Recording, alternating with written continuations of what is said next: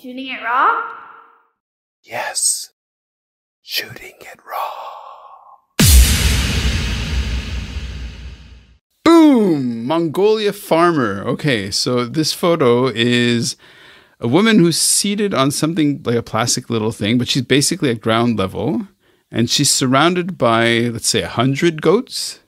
There's a bit of a corral made out of wood. There's a kind of, it doesn't look quite like a yurt, but there's some kind of building-ish. It's overcast day. The sun is kind of, well, it's out, so you can't really see it, but there's some clouds, some thick clouds above. You can just about see the green kind of flatlands behind, but the majority of the image is these goats corralled with a woman, and it looks kind of cold outside, like probably I don't know, 15, 20 degrees Celsius. Lots of goats in Mongolia. So you got to Mongolia. It's amazing. We did. That was probably, one of my absolute favorite trips. I have never in my life seen such like vast, sprawling land. Like you stand in the middle of Central Mongolia and you can see for miles and miles, and it is incredible. That was another trip where we did homestays.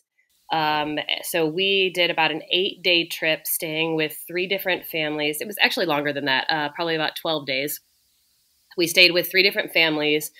So we would stay like 3 nights with one, 3 nights with another, 2 nights. And this was one of the families. And all of them were farmers in some capacity.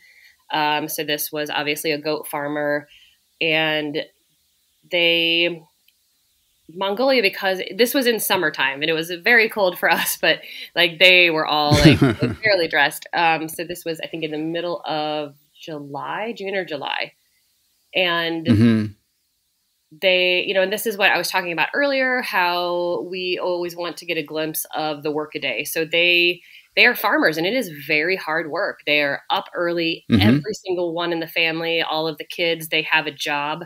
We went to one family, they had 2-year-old twins along with 3 older children, and they were butchering a goat, and the 2-year-old twins were like holding the legs of this goat while they cleaned out its innards. Like every member of the family works, and it is hard work, but they also play, and they're also really happy. And there was another example of my son who was able to play with them. We stayed in gurs, which is the Mongolian word for yurt. And my husband and I kind of joked it was like Gur TV, because we would sit there and we would just see the kids running back and forth and playing. And then they would go and do their chores, and my son would go and help them with their chores. They eat a lot of mutton, lamb in Mongolia. It was a very meat-heavy diet. I have never wanted a salad so bad in my life while I was there, but the environment, and all of the families that we stayed with are also nomadic. So they move every season. They don't move too far, within like, a couple of kilometers, maybe 10 kilometers max. But it's so their livestock has different pastures, and some are by rivers, or they move, so they have access to water, and the gurs can be taken down, packed up, moved, and put back up within a day. Okay. They run really like such a tight ship, and this is a choice. They have a lot of families. Their children are usually sent off during the school season. They go to Ulaanbaatar, or the big city. They stay with host families and they get an education, and then they come back to their families in the summertime, which is when we were there. So that's why all of the children were there as well. But this is very much a choice for them. And a lot of them have a guest gur. So they do open up their home to travelers. We had a driver and a guide.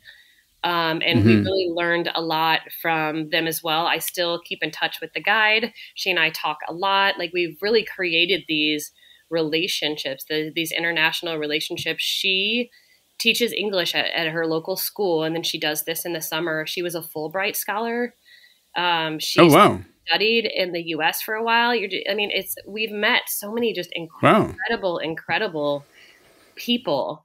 But yet, they live so simply. And it's really, it's just fascinating.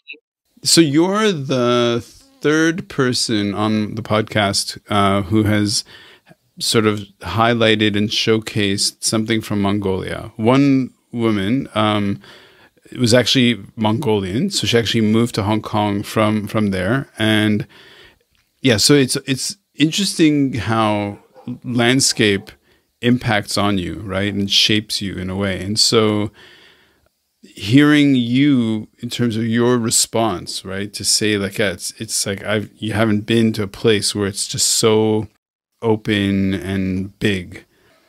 Yeah, I hear you. So I have to kind of pull in something else though, which was you have a link to writing. So do you write about your experiences as well, or like how else do you share the experience?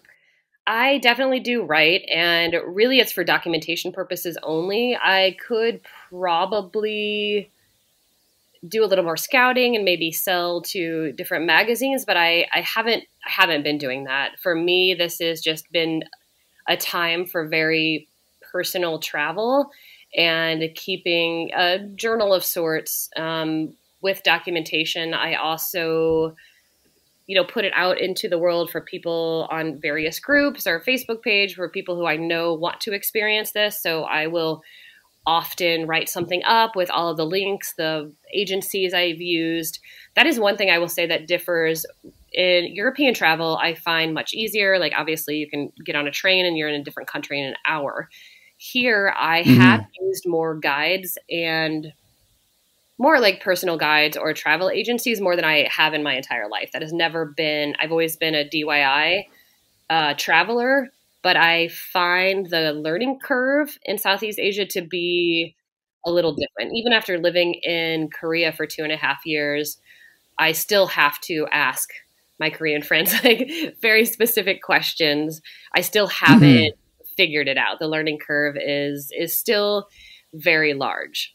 So I do that to kind of help other people, or at least make travel more accessible to other people. Because I think a lot of times people disregard Southeast Asia, especially in America, because it is so vastly different. And I think that can intimidate and scare and people a little far. bit. And far, yeah, you're right. But people are going to Australia, I mean.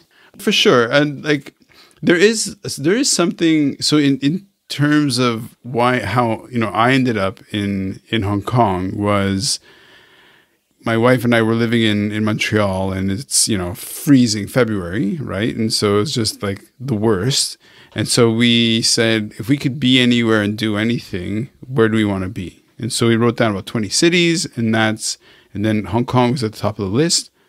We moved out, and so that was 20 years ago. But there's something interesting that's very human in some humans, which is I'm going to get out of my comfort zone and I'm going to, be resourceful and create authentic or great experience or whatever it is, however you call it, in this, foreign land, right?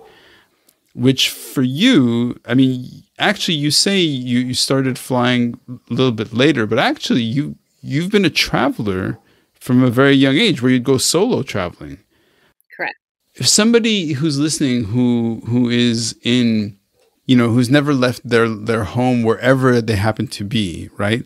Why can you put it into words like what the draw is to pull you out to be more of an explorer? I think it's innate. I think some people are homebodies, and that's okay. I have like members of my extended family who think that my lifestyle seems exhausting. And really that's how I feel about staying at home. So I think it's innate. It's who you are as a person. I love that somebody who doesn't travel is going to hear this, and you're swinging these very long arcs, and I love it. It's super inspiring. Let's go on to your next photo.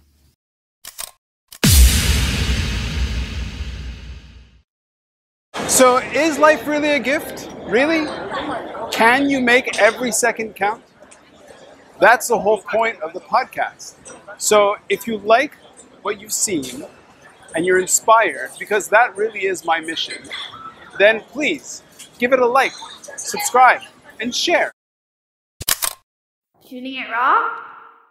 Yes. Shooting.